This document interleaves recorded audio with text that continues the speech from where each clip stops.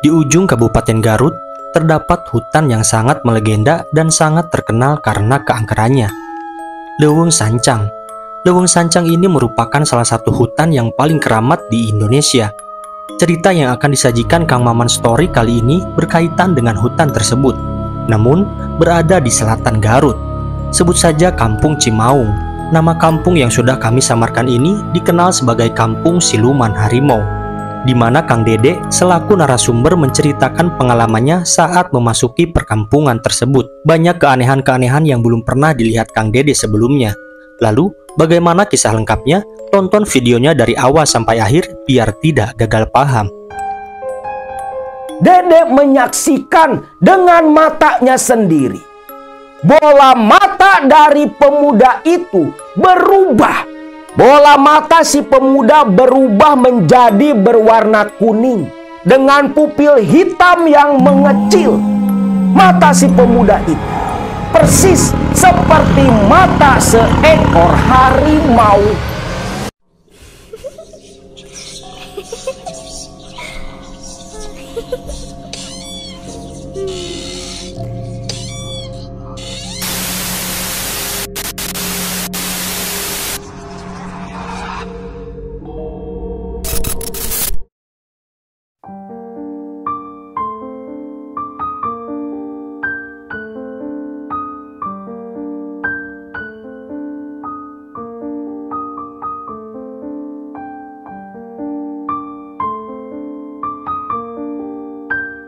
Assalamualaikum warahmatullahi wabarakatuh.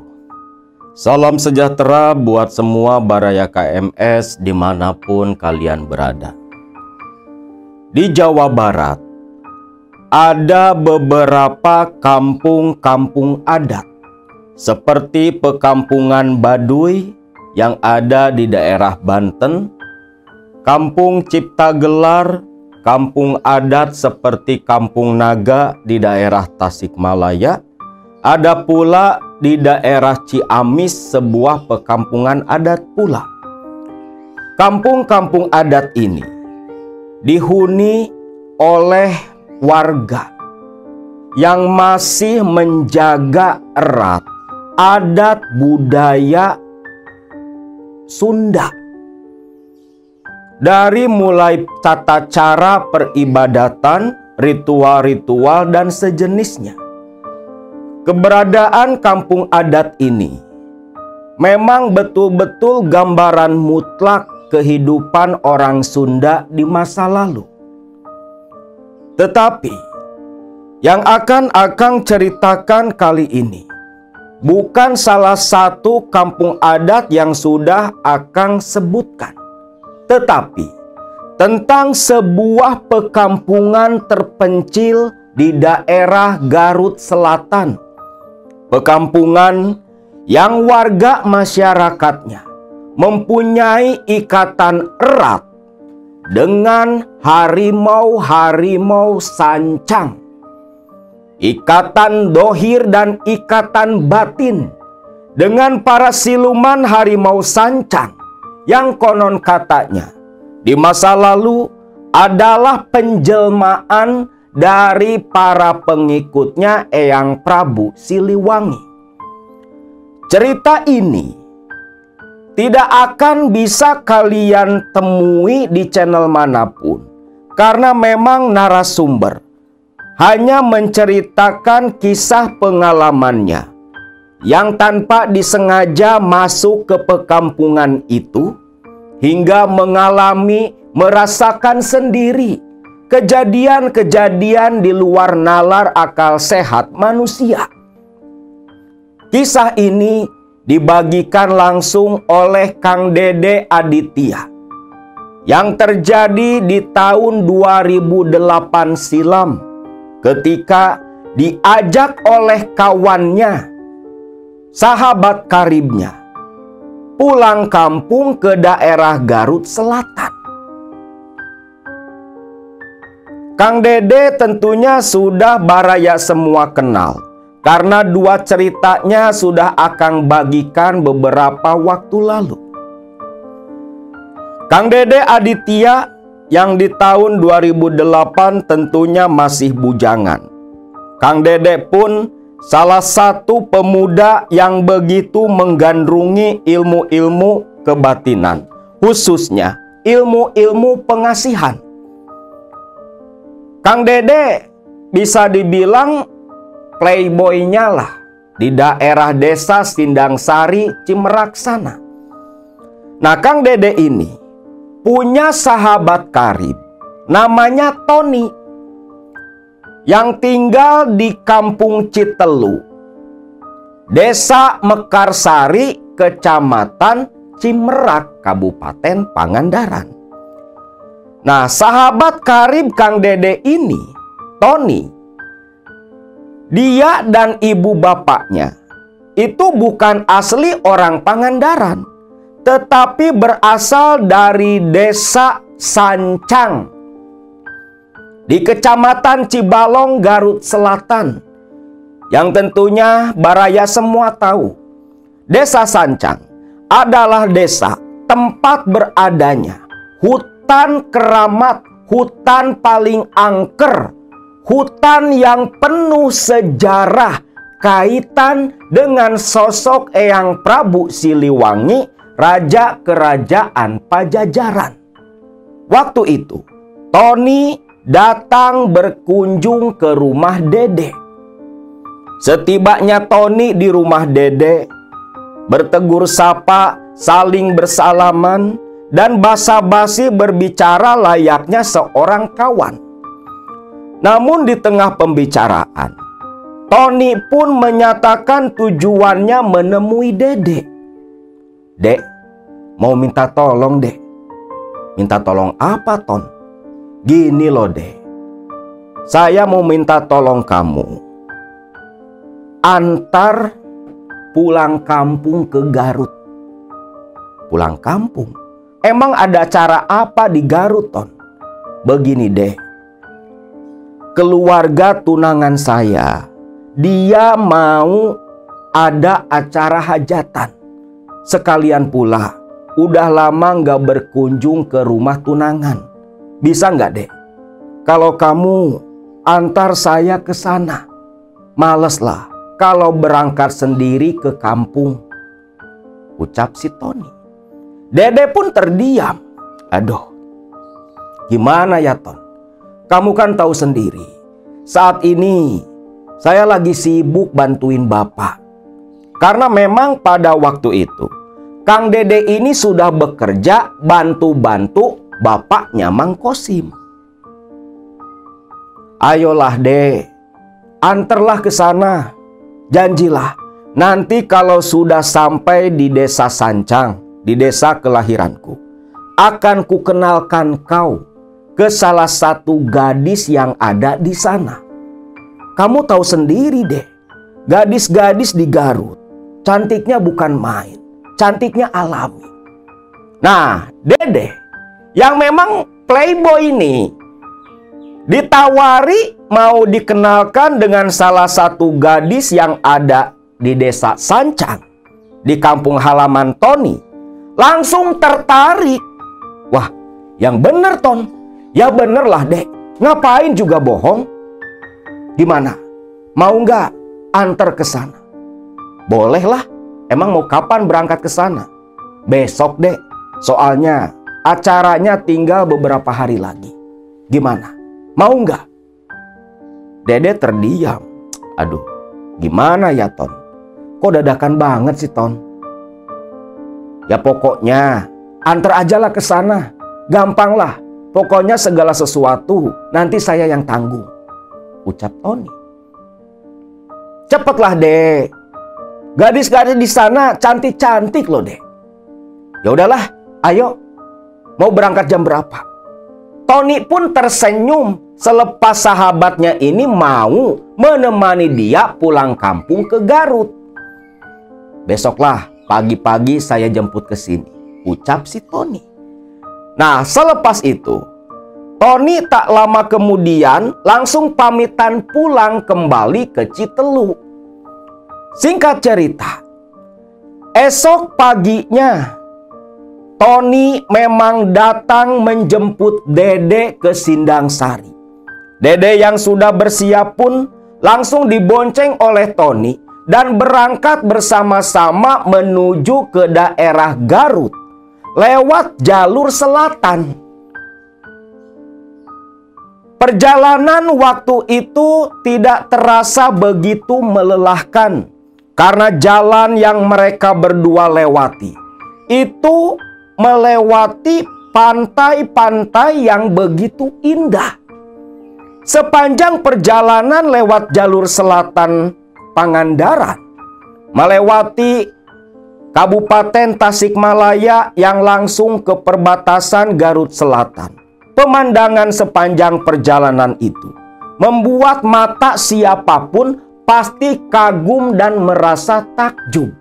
Pantai-pantai yang dilewati oleh Dede meliputi Pantai Ciparanti, Pantai Karangtaulan, Pantai Cikalong, Pantai Cipatuja, sampai ke Sindangkerta, Ciheras, perbatasan Kabupaten Tasikmalaya dan Kabupaten Garut. Yang mereka tuju adalah daerah Pantai Cijeruk, sebuah pantai kecil kampung halaman Dede yang masuk ke wilayah Desa Sancang. Pantai Cijeruk sendiri begitu indah pula. Keindahannya tak kalah dari pantai-pantai lain yang begitu terkenal, di mana kesananya nanti menuju ke Pantai Sayang Heulang dan ke Santolo, yang tentunya orang-orang di Jawa Barat sudah pasti mengenali pantai-pantai yang tadi Akang sebutkan. Karena perjalanan yang begitu santai, tiba di Desa Sancang di kampung halamannya Tony. Itu sudah mendekati sore hari. Selepas duhurlah mereka berdua baru tiba di sana. Begitu masuk ke Desa Sancang di tahun 2008 waktu itu, di kampung halaman Tony, Dede pun terkesiap melihat keindahan kampung halaman sahabat karibnya yang tertata begitu rapi. Rumah-rumah pun masih berupa rumah panggung dan rumah yang didirikan di atas kolam, dengan bentuk bangunan yang dindingnya semua masih terbuat dari anyaman bambu. Bersih dan indah. Desa Sancang tempat tinggal si Tony. Waduh, Ton, ini kampung betul-betul indah loh. Kok bisa sih ini kampung serapih gini? Ya malumlah dek, kalau di Desa Sancang, di sini, ya masih bisa dibilang desa terpencil. Dan warganya masih kuat gotong royongnya. Adat istiadat juga masih terjaga. Dalam pikiran Dede waktu itu, potensi Desa Sancang tempat tinggal Kang Tony, kampung halamannya, itu potensi wisatanya begitu besar. Dede aja yang tinggal di daerah tempat wisata Pantai Pangandaran takjub loh oleh keindahan pekampungan seperti itu. Namun bukan kampung adat, hanya perkampungan biasa, namun masih memegang erat adat istiadat warisan leluhur mereka. Ditambah lagi, bukan hanya pekampungannya yang indah, orang-orang yang tinggal di Desa Sancang pun begitu ramah, begitu baik, murah senyum, tutur bahasanya begitu sopan. Bahkan yang digunakan adalah bahasa Sunda yang begitu halus. Dede sendiri merasa agak canggung ketika diajak berbicara dengan bahasa Sunda yang begitu halus seperti itu. Sedangkan Tony yang melihat tingkah laku Dede yang seperti terhipnotis oleh keindahan kampungnya, Tony hanya tersenyum dalam hati. Belum tahu aja kalau udah ketemu sama gadis di daerah sini, kelepek-kelepek loh deh. ucap Tony dalam hati. Setibanya di rumah kediaman keluarga Tony, betullah apa yang dikatakan Tony dalam hati. Ketika Dede bertemu dengan salah satu gadis desa Sancang yang kebetulan lewat di depan rumah Tony, Dede sampai mendecakkan lidah. Gila, cantik-cantik banget gadis di sini, Ton. Hus, jangan kenceng-kenceng ngomongnya, Dek. Malu lah, jangan disamain sama di Sindang Sari. Udahlah, nanti juga tak kenalin sama gadis yang tinggal di daerah sini, ucap Tony. Dede pun hanya tersenyum kikuk, lantas mengikuti Tony masuk ke dalam rumah keluarganya Tony. Di dalam rumah, Dede pun disuguhi berbagai hidangan oleh keluarga Tony. Sambil beristirahat karena nanti malam Tony akan mengajak Dede ke kampung tempat tinggal tunangannya Reni. Yang menurut Tony, kampung tempat tinggal tunangannya itu lebih terpencil lagi daripada desa Sancang. Dede tak terlalu peduli lah. Sekaligus dia pengen tahu seterpencil apa sih desa yang disebutkan oleh Tony yang bernama Desa Cimaung. Tentunya nama Desa Cimaung ini sudah Akang samarkan dikarenakan permintaan dari narasumber agar keberadaan desa ini tidak terjamah oleh orang-orang yang tidak bertanggung jawab, oleh orang-orang yang berniat mengeksplor kampung tersebut karena adat istiadatnya masih begitu terjaga oleh warga kampung yang tinggal di daerah sana. Dede pun akhirnya memilih tidur beristirahat, menunggu waktu malam tiba, mengikuti sahabatnya menuju ke desa Cimaung tempat tinggal tunangannya. Singkat cerita, malam pun tiba. Dede yang tertidur lantas dibangunkan oleh Tony. Dek, bangun dek, udah malam. Katanya mau ikut ke kampung Cimaung tempat tinggal tunanganku. Bangun dek, ucap Tony sambil menepuk-nepuk kaki Dede. Dede pun lantas terbangun malam itu. Loh, mau berangkat sekarang, Ton? Iya, berangkat sekarang. Sanalah, cuci muka dulu sekalian ganti baju, ucap si Tony. Dede pun menurut, lantas menuju ke kamar mandi yang airnya luar biasa dingin. Kamar mandi yang terletak di belakang rumahnya Tony. Selepas bersiap mengganti pakaian dan berdandan ala kadarnya, Dede pun diajak Tony langsung menuju ke daerah kampung Cimaung. Ketika di perjalanan, Tony pun berkata kepada Dede, begini Dek, sebenarnya salah satu saudaranya Reni tunanganku besok mau ada acara hajatan. Makanya Reni minta saya buat datang ke kampungnya. Sekalianlah mau berkunjung ke hajatan saudaranya itu. Oh, mau hajatan?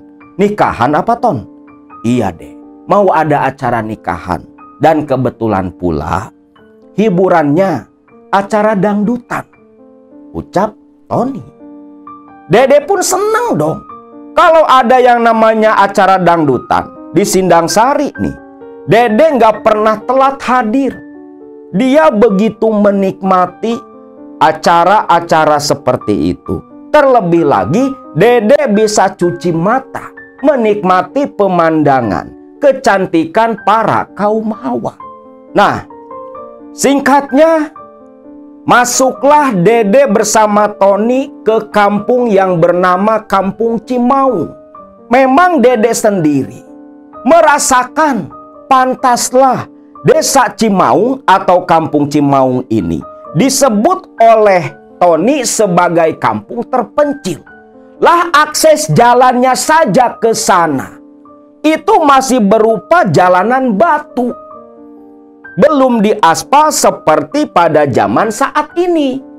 Dulu jalannya masih jalanan berbatu, bahkan masih banyak pula jalan setapak jalanan tanah. Terlebih untuk sampai ke desa Cimaung, Dede dan Tony, motor yang mereka berdua kendarai, harus melewati hutan belantara yang begitu gelap tanpa ada satupun penerangan yang menyala. Hanya penerangan dari lampu motor mereka saja. Bahkan sepanjang perjalanan ke Cimaung, Dedek sendiri yang memang punya kepekaan batin yang begitu kuat. Sepanjang melewati hutan, Dedek merasakan seperti ada sosok-sosok astral yang mengikuti perjalanan mereka. Sepanjang jalan itu pula bulu kuduk Dede terus meremang.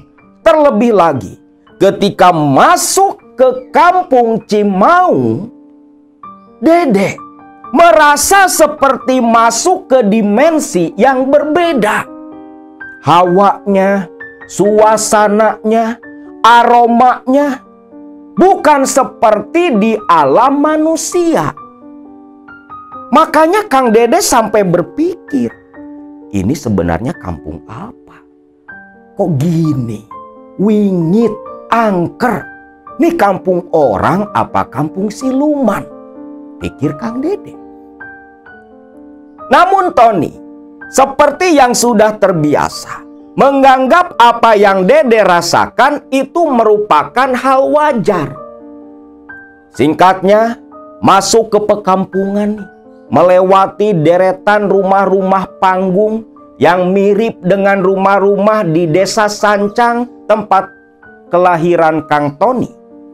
Dede bersama Tony akhirnya sampai ke halaman sebuah rumah yang menurut Tony rumah itulah rumah dari calon mertuanya, tempat tinggal Reni tunangannya. Begitu motor tiba di depan halaman, kunci dimatikan. Suara lelaki setengah baya langsung menyambut dan berteriak memanggil Tony. Tah gening syukur, Tony kadiejang, kabeneran ya, bapak keur ngumpul ejeng baraya-baraya bapak, ejeng dulur-dulur bapak. Tony hanya tersenyum mengangguk saja. Sedangkan Dede begitu kaget karena di halaman rumah calon mertuanya Tony yang bernama Abah Marja, di situ begitu banyak orang. Laki-laki berpakaian serba hitam, duduk melingkar seperti akan melakukan suatu ritual. Tony pun berjalan terbungkuk-bungkuk begitu sopan, diikuti pula oleh Dede. Bersalaman dengan Abah Marja, mencium tangan. Hal itu pun diikuti pula oleh Dede. Lalu menyalami setiap orang yang berkumpul di rumah Abah Marja. Begitu sedang menyalami satu persatu keluarga Abah Marja, Dede semakin kaget karena di tengah-tengah lingkaran saudara-saudara Abah Marja yang duduk saat itu, berbagai macam sesaji terlihat diletakkan, ditata begitu rapi.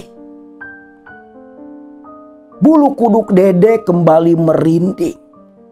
Bahkan dalam hati mulai muncul rasa takut. Apa sebenarnya yang sedang dilakukan di kediaman calon mertua sahabatnya itu? Selepas menyalami semua orang, Dede dan Tony pun mengambil posisi ikut duduk di antara mereka. Tony sudah kenal betul nih dengan semua saudara-saudaranya si calon mertua. Tersenyum bertegur sapa, tua muda semua ada duduk di sana. Dan di depan setiap orang, termasuk di depan Dede dan Tony, itu disediakan segelas kopi dan jajanan pasar seperti kue apem, bugis, dan yang lainnya. Hanya saja pandangan Kang Dede itu terus tertuju ke sesaji yang ada di hadapan mereka. Dede pun setengah berbisik bertanya kepada Tony. "Ton, ini ada acara apa? Kok banyak sesaji di tengah seperti itu?" "Shh, diamlah. Kau lihat dan kau saksikan saja apa yang akan dilakukan oleh mereka." "Maksud kamu apa, Ton?" "Sudahlah, kamu diam saja, Dek." Dede pun akhirnya mengalah, mengikuti perintah dari Tony, hanya duduk diam memperhatikan. Selepas situasi sudah kembali tenang, Abah Marja selaku tuan rumah dan pemimpin dari semua orang yang berkumpul waktu itu akhirnya mengatakan, "Sekarang waktu sudah terlalu malam. Ritual akan kita mulai," ucap Abah Marja. Lalu terlihat salah satu pemuda di sana menyodorkan anglo yang berisi arang yang sudah menyala. Lantas Abah Marja memasukkan beberapa butir kemenyan yang langsung terbakar mengeluarkan asap yang begitu pekat. Ketika asap kemenyan menyeruak, seketika itu pula semua orang, semua laki-laki yang berkerumun duduk di situ langsung mengambil sikap duduk bersila, lalu menundukkan kepala. Tak ada yang bergerak, tak ada yang berbicara. Dan mulailah Abah Marja. Dia membaca lantunan-lantunan mantra berbahasa Sunda, seperti yang memulai ritual yang entah ritual apa. Yang jelas, suasana semakin tegang Dede rasakan. Di tengah Abah Marja yang terus melantunkan mantra seperti kidung, seperti jangjawokan yang mengalun penuh nada, penuh irama yang begitu teratur dan indah. Setiap bait yang diucapkan oleh Abah Marja membuat jiwa Dede bergetar seketika. Di tengah-tengah ritual malam itu, Dede yang kembali pikirannya terusik oleh rasa penasaran. Saat semua orang begitu husu dan diam, Dede iseng mengangkat kepala, membuka mata. Lalu tanpa sengaja pandangan Dede tertuju ke salah satu pemuda di tengah-tengah riungan, di tengah-tengah kumpulan. Yang seketika, ketika Dede menatap ke arah si pemuda, Dede menyaksikan dengan matanya sendiri. Bola mata dari pemuda itu berubah. Bola mata si pemuda berubah menjadi berwarna kuning dengan pupil hitam yang mengecil. Mata si pemuda itu persis seperti mata seekor harimau. Bahkan samar-samar Dede melihat raut wajah si pemuda dari wajah manusia berubah menjadi wajah seekor harimau.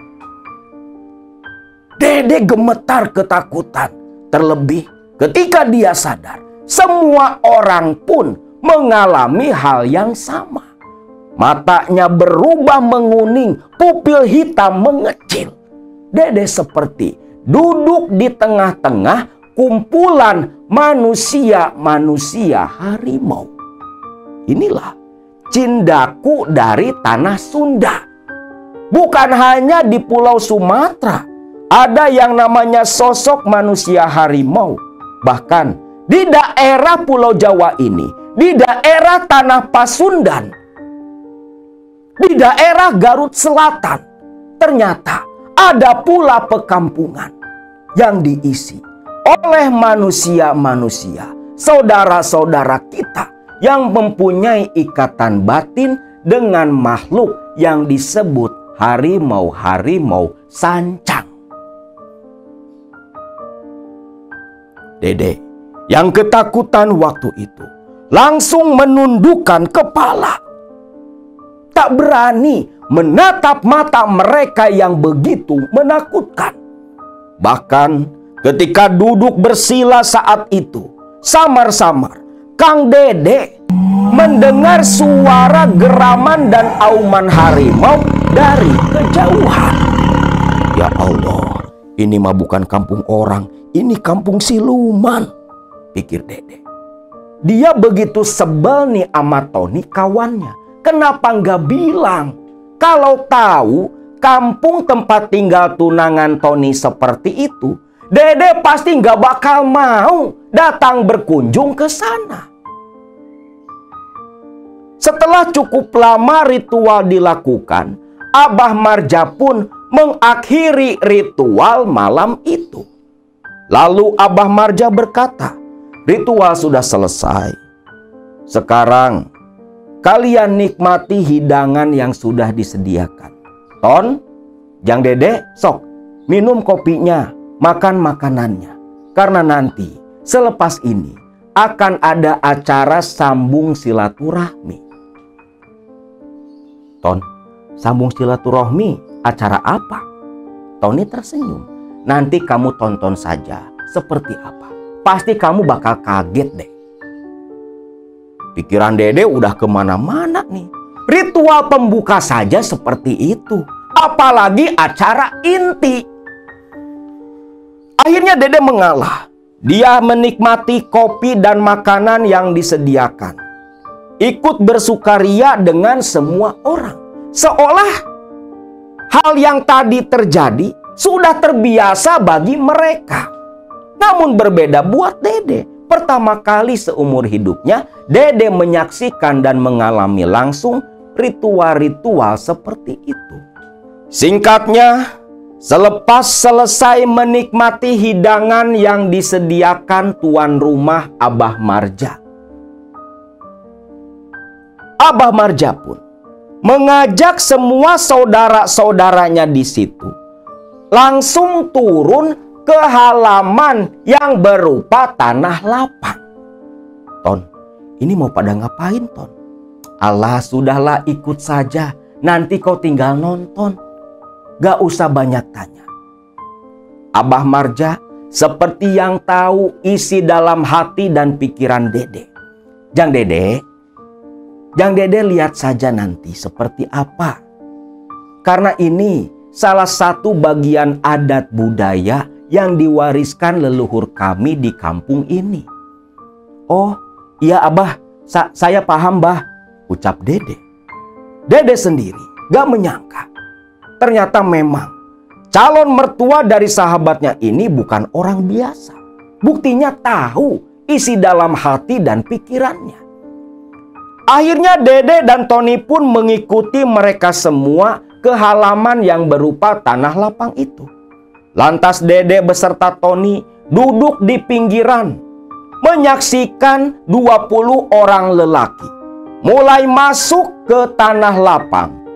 Dan saat itu pula, satu persatu dari mereka semua langsung mengambil sikap berhadap-hadapan, seolah akan terjadi sebuah pertarungan.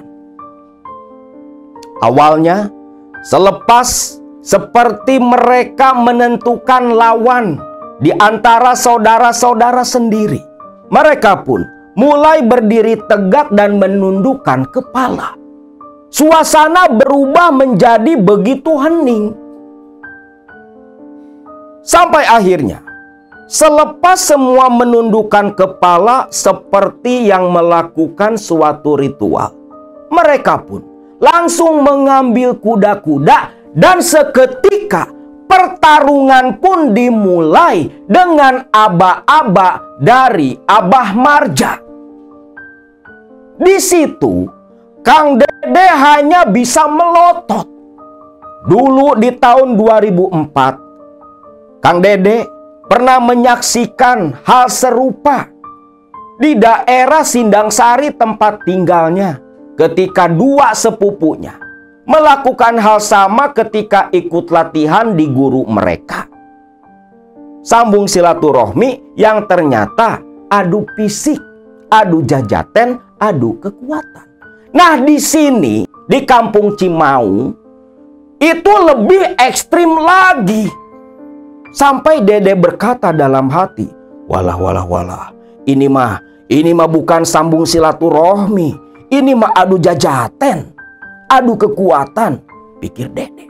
Karena apa? Gerakan-gerakan yang mereka lakukan semua penuh tenaga dan jelas dengan niat mengalahkan lawan-lawan mereka. Bahkan pancaran hawa niat membunuh terasa jelas begitu pekat oleh Kang Dede. Makanya Dede sampai meringkuk ketakutan di samping Tony. Sedangkan Tony hanya tersenyum saja melihat kelakuan Dede yang seperti itu. Malah menertawakan Dede. Kenapa kamu, Dek? Kenapa? Maksud kamu apa, Ton? Bawa saya ke tempat seperti ini. Dek, gak ada maksud apa-apa. Kamu lihat saja, ini tontonan gratis loh. Gak bakal ada di tempat-tempat lain. Dede pun hanya mengangguk saja, walau jiwa masih gemetar ketakutan. Semakin takjubnya Kang Dede ketika pukulan dan tendangan saling beradu. Saat itu pula Kang Dede mendengar dan melihat ketika tangan saling beradu. Kaki dan kaki bersentuhan sekuat tenaga, menimbulkan suara seperti suara benturan besi. Bukan hanya itu, ketika tangan dan kaki saling berbenturan, sampai mengeluarkan asap. Asap putih tipis dari gesekan tangan dan kaki. Ini kampung. Orang-orang yang di depan Kang Dede, orang-orang sakti semua, jawara. Makanya ketika di zaman saat ini banyak yang gak percaya. Para warga di kampung-kampung seperti Kampung Cimaung, mereka hanya tertawa. Kenapa gak muncul ke publik? Buat mereka, orang-orang yang betul-betul memang memiliki ilmu kesaktian, hal seperti itu tidak harus ditanggapi. Karena mereka tak perlu validasi. Nah, Kang Dede melihat benturan-benturan tangan dan kaki yang sampai menimbulkan suara layaknya benturan besi. Bahkan sampai mengeluarkan asap. Dia melongo. Ya Allah, ilmu apa yang mereka semua pelajari? Pikir Kang Dede. Tak sampai di situ saja. Ketika salah satu orang yang sedang bertarung mendapatkan tendangan yang begitu kuat sampai terpental ke pinggiran tanah lapang. Ketika terpental oleh tendangan, si orang yang tadi sampai tengkurap lantas buru-buru berdiri. Pandangan matanya begitu tajam. Matanya kembali menguning dengan pupil mata mengecil, selayaknya mata seekor harimau. Seketika itu pula, orang tersebut lantas mengambil sikap seperti harimau yang akan lompat menerkam mangsa, mengeluarkan suara auman harimau yang begitu jelas. Bukan suara manusia yang meniru auman harimau, tapi memang asli auman seekor harimau keluar dari mulut orang itu. Dan parahnya, selepas orang itu mengaum seperti seekor harimau, yang lain pun melakukan hal serupa seperti yang terpanggil.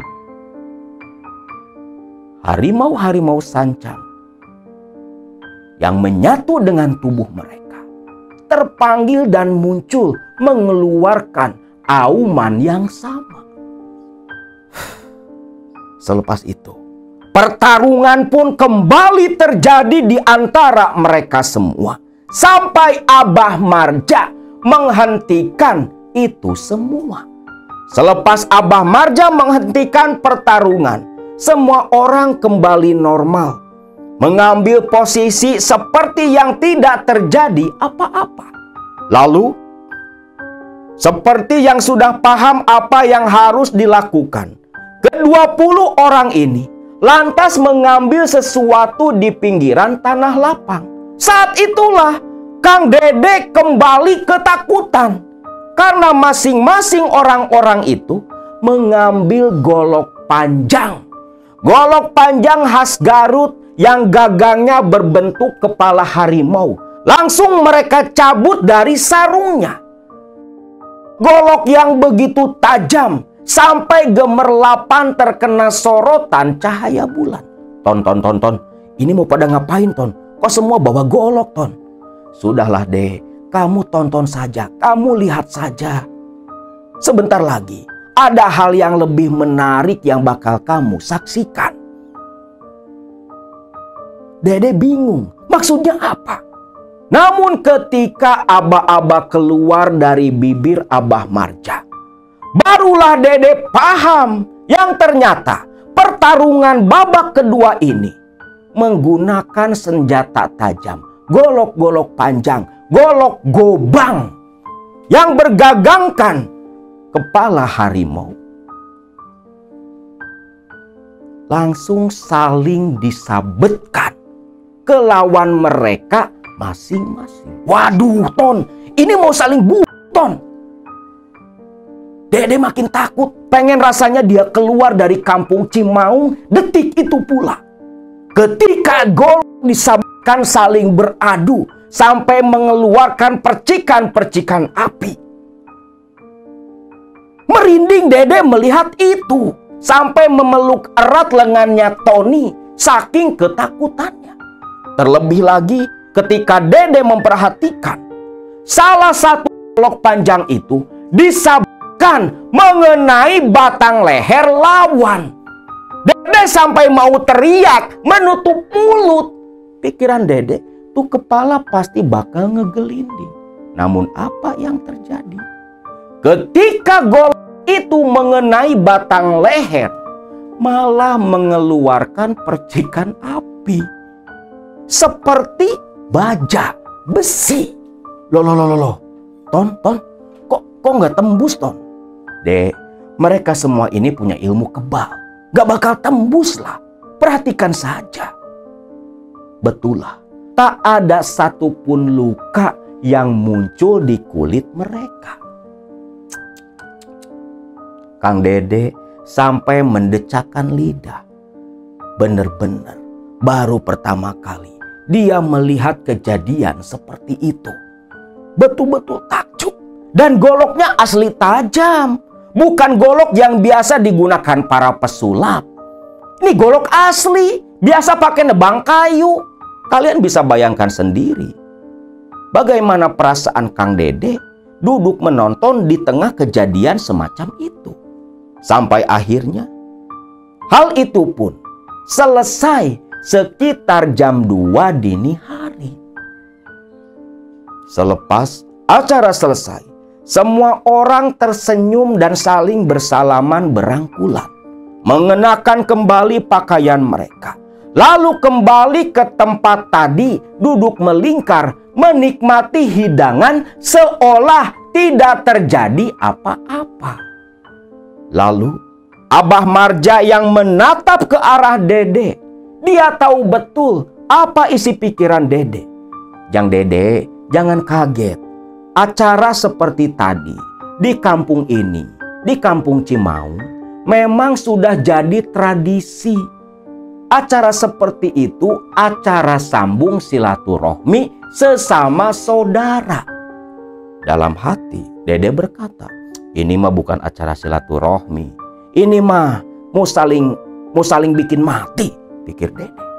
Sedangkan Abah Marja hanya tersenyum saja menatap Dede, lantas mempersilahkan Dede ikut menikmati hidangan yang sudah disediakan. Selepas menikmati makanan dan minuman, semua orang pun tertawa bahagia, ngobrol ngaler ngidul ke sana kemari, sampai akhirnya satu persatu saudara-saudara dari Abah Marja berpamitan pulang ke rumah masing-masing. Selepas semua orang bubar, Dede dan Tony pun disuruh menginap di rumah Abah Marja, karena esok siangnya saudara dari Abah Marja akan mengadakan acara hajatan dengan hiburan acara dangdutan. Malam itu pun Dede dan Tony menginap di rumahnya Abah Marja. Lalu siang harinya, tatkala Tony mengajak Dede, Dede pun langsung bersiap-siap. Berangkatlah nih mereka berdua jalan kaki ke lokasi acara hajatan saudara Abah Marja, masih di kampung Cimaung juga. Suara musik dangdut sudah mulai terdengar di kejauhan. Lalu Dede pun berkata kepada Tony, "Ton, mau ikut joget lah, biduannya pada cantik gak?" "Ya pada cantik-cantik lah, Dek. Yang namanya biduan gak ada yang jelek. Kamu pasti bakal terpikat lah melihat kecantikan para biduan yang nanti pentas di acara dangdutan. Semua orang-orang kampung sini," ucap Tony. Dede pun tersenyum. Lalu Dede berkata, "Ton, pokoknya nanti kalau sudah sampai di acara hajatan, saya mau joget, saya mau naik ke panggung." "Aduh, janganlah Dek, mending nonton saja diem. Jangan samain seperti di Sindang Sari. Ini kampung beda loh, Dek." "Alah, bodoh amat. Kalau urusan joget mah nomor 1 lah, Ton." Tony hanya menggelengkan kepala. Sampai akhirnya Tony berkata, "Dek, sebaiknya nurut. Kamu tonton saja dulu. Nanti sih ya terserah," ucap si Tony. Sepertinya Tony sudah tahu akan terjadi sesuatu di acara dangdutan nanti.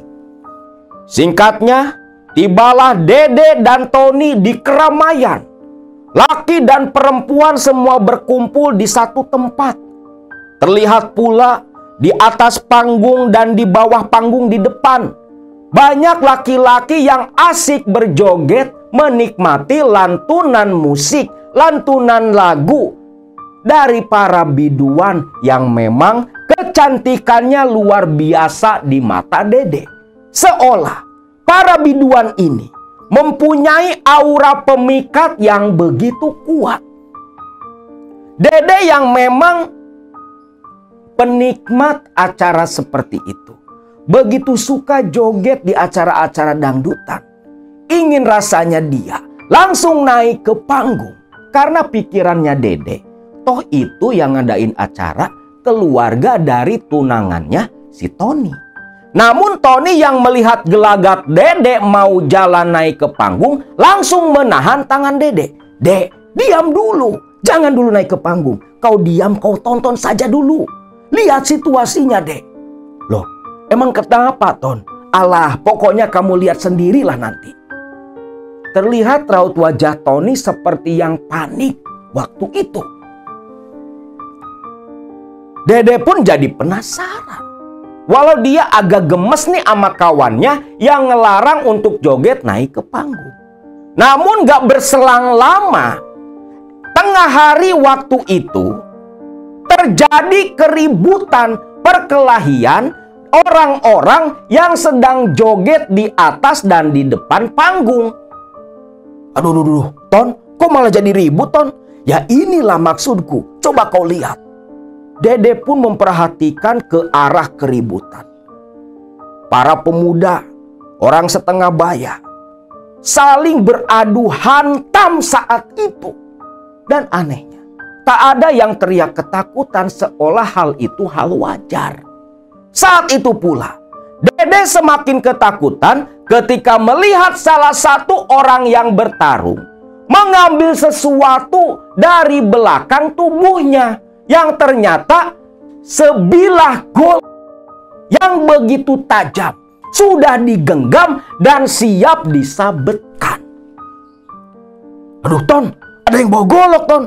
"Tenang, Itu sudah biasa di sini, Dek. Kamu lihat saja. Dede pun jadi gemetar. Hilang sudah rasa sombongnya. Saat itu pula, pandangan Dede tertuju ke orang yang memegang golok. Yang tanpa banyak bicara, langsung menyabetkan goloknya itu ke lawan bertarungnya. Yang tepat mengenai pelipis si lawan.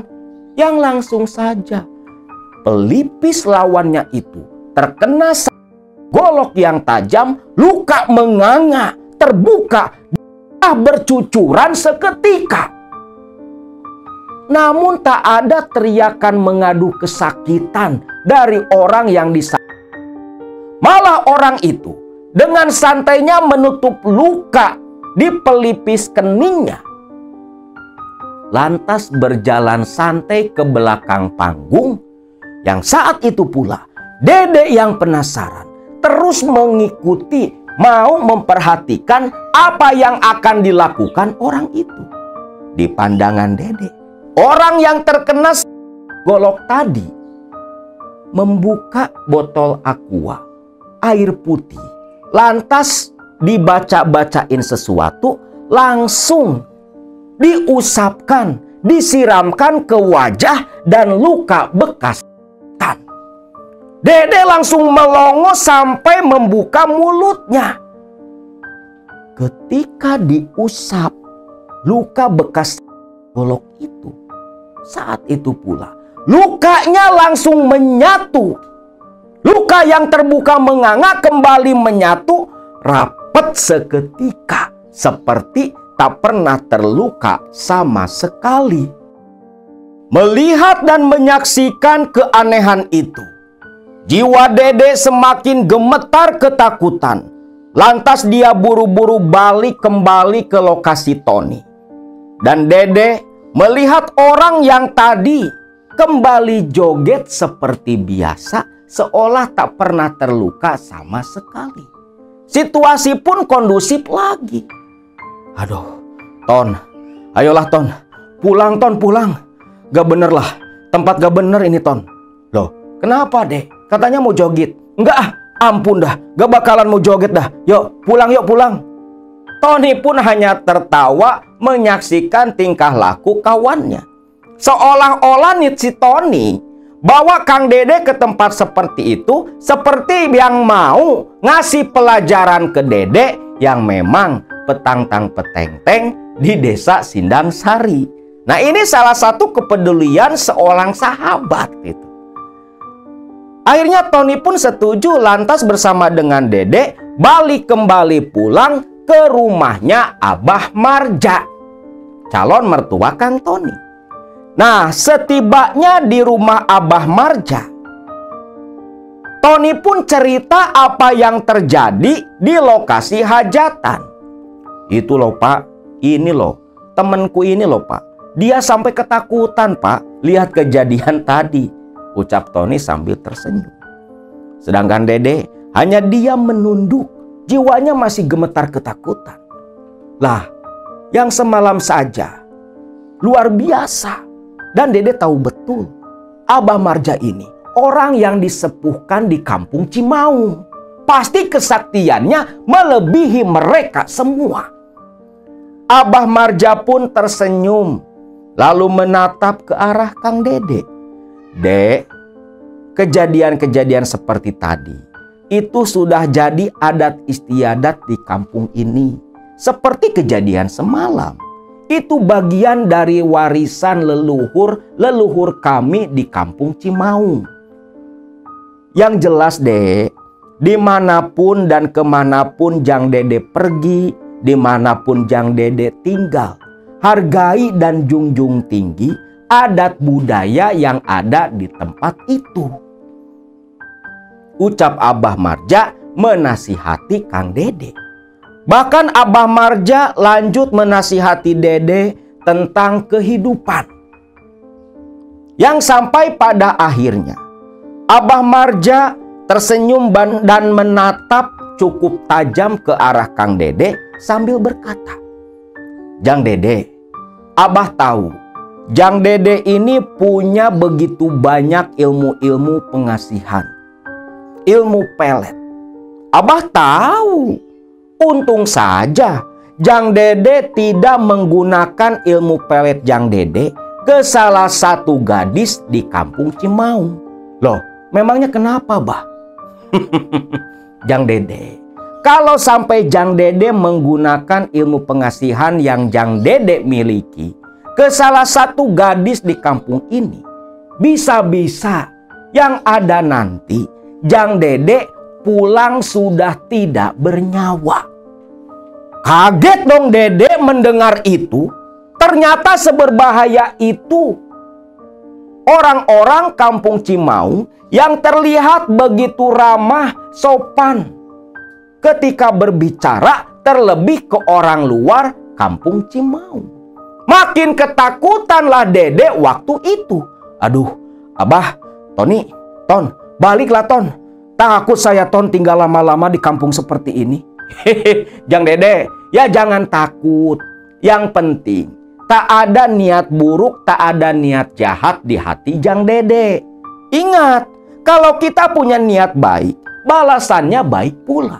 Tapi ya sebaliknya, kalau niat Jang Dede buruk, maka lebih buruklah dampak yang akan Jang Dede terima.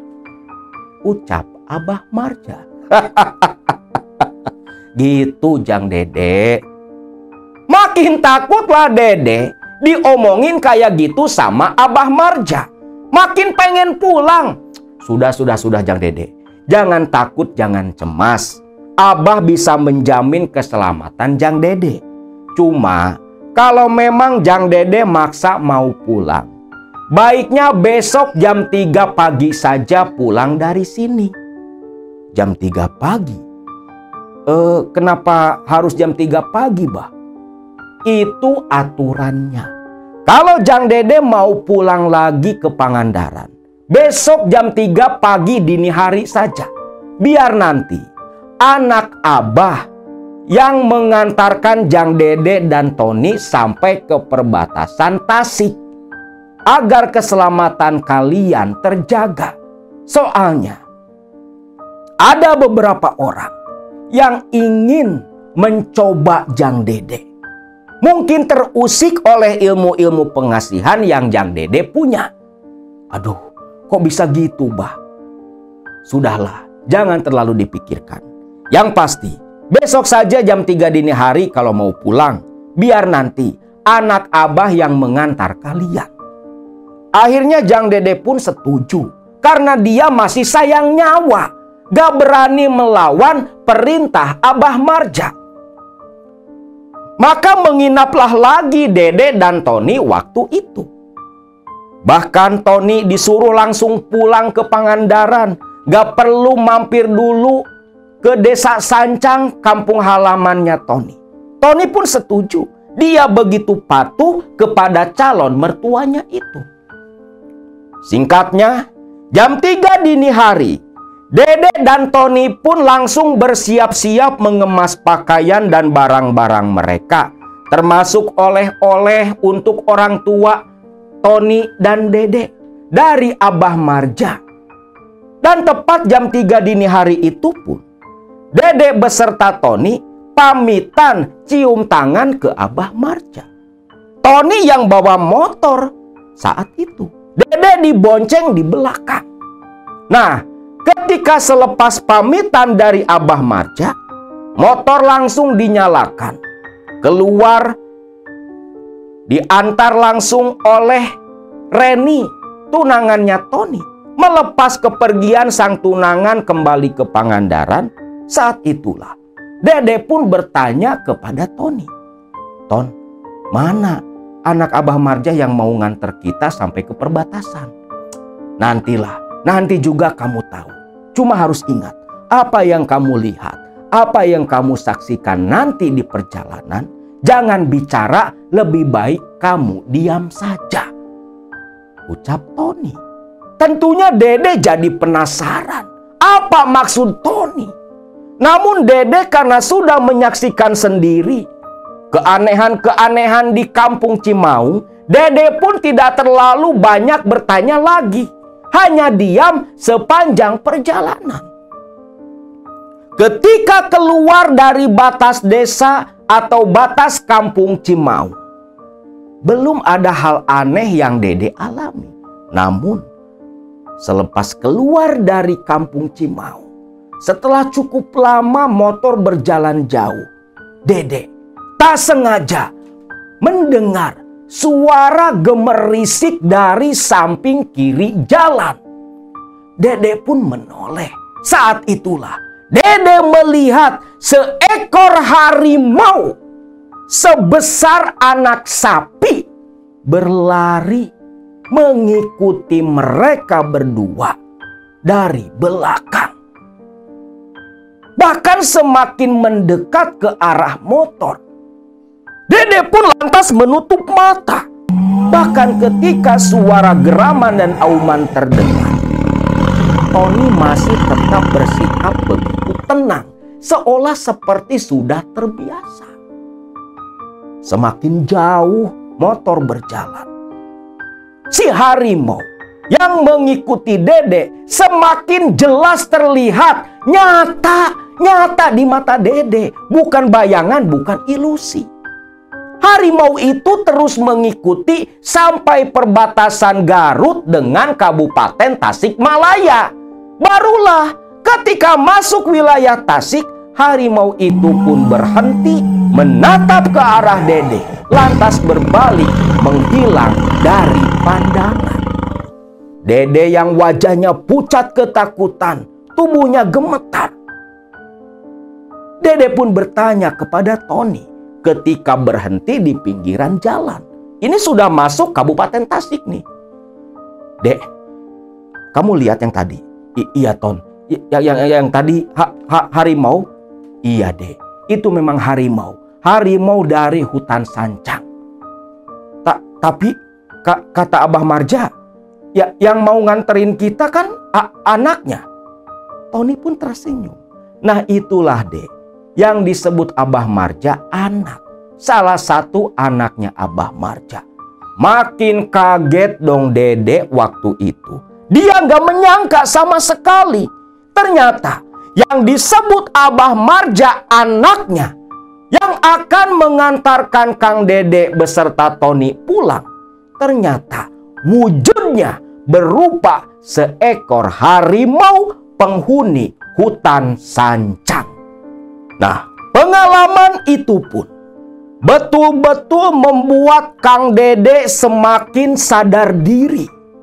Kalau memang di atas langit masih ada langit, di atas orang sakti masih ada yang lebih sakti. Dan ternyata kita manusia hidup di dunia itu tidak sendiri. Kita hidup berdampingan dengan makhluk-makhluk tak kasat mata di dimensi yang berbeda dengan lokasi yang sama. Dan dari situ pula Dede banyak mendapat pengalaman hidup, pelajaran hidup, agar selalu menghargai, menjunjung tinggi adat istiadat dimanapun, di tempat apapun yang ditinggali oleh kita. Dan pengalaman Kang Dede ini begitu penuh hikmah bagi kalian yang saat ini sedang berada di perantauan, termasuk beberapa murid-murid Akang yang kemarin berangkat dan merantau di daerah Kalimantan, dan ada pula yang di Pulau Sumatera. Akang titip kepada kalian, termasuk semua Baraya KMS, dimanapun kalian tinggal, di perantauan daerah apapun yang kalian tinggali saat ini, hargai dan junjung tinggi adat istiadat yang berlaku di daerah sana. Karena ketika kalian menghargai mereka, maka mereka pun akan lebih menghargai kalian. Ingat, jangan merasa lebih tinggi, jangan merasa lebih sakti, karena dimanapun akan selalu ada orang yang lebih tinggi kedudukannya di antara kalian sendiri. Nah, itulah kisah perkampungan terpencil di daerah Garut Selatan yang masih menjaga adat istiadat warisan leluhurnya, yang mempunyai ikatan dohir dan batin dengan para harimau sancang, penjelmaan dari para pengikutnya Eyang Prabu Siliwangi.